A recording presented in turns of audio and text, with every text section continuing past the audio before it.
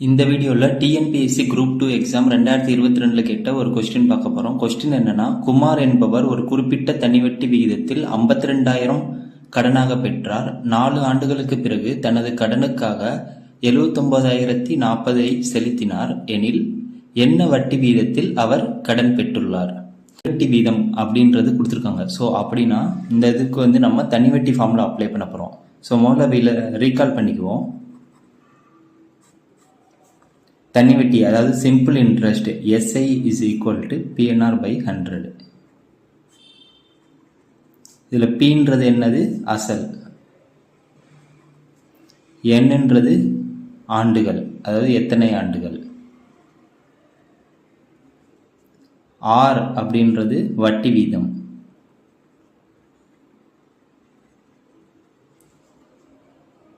SI அப்படின்றது simple interest, அதாவது தனி வட்டி. ஸோ இதுதான் நம்மளுக்கு தேவையான ஃபார்முலா.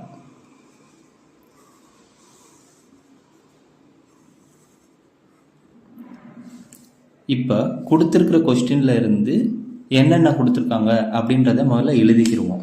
ஸோ P எவ்வளோ கொடுத்துருக்காங்க? அசல் 52,000. N எத்தனை ஆண்டுகள் கொடுத்துருக்காங்க? 4.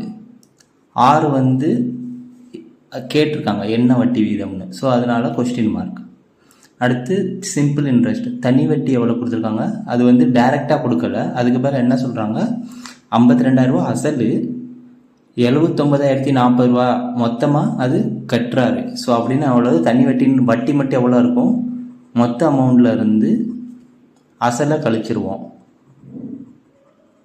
ஸோ இதுதான் நம்மளுக்கு தேவையான தனி வட்டியாக இருக்கும். ஸோ அது எவ்வளோ வருதுன்னு முதல்ல கால்குலேட் பண்ணிக்குவோம்.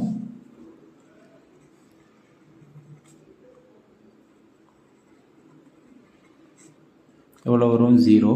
4ல் 0 போச்சுன்னா 4, 0. 9ல் 2 போச்சுன்னா 7, 7ல் 5 போச்சுன்னா 2. ஸோ இது 27,040.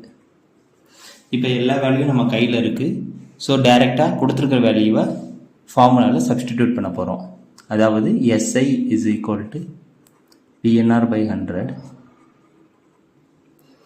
ஸோ SI எவ்வளோ கொடுத்துருக்காங்க? 27,040.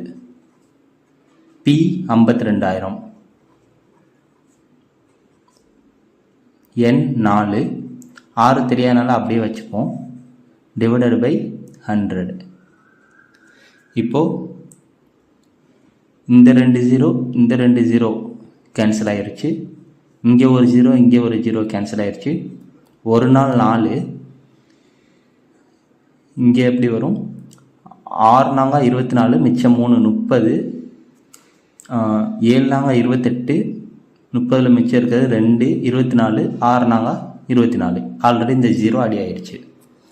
இப்போ மறுபடியும் இங்கே 52 இருக்குது. இதை மறுபடியும் 4ஆல் போட்டு பார்ப்போம். ஒரு நாங்க 4, மிச்சம் 1 12 வரும். ஸோ அப்போ 3 நாங்க 12. இங்கே 676ல் அடித்து கொடுத்தா 4ஆல் ஒரு நாள் 4, மிச்சம் 2, 27 இருக்குது. ஸோ 6 நாங்க 24, மிச்சம் 3 36. ஸோ 9 நாங்க 36.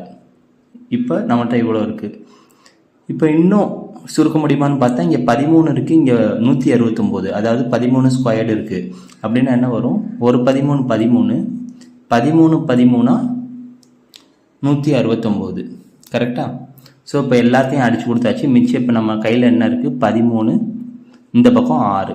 So R is equal to 13% அப்படின்றது ஆன்சர்.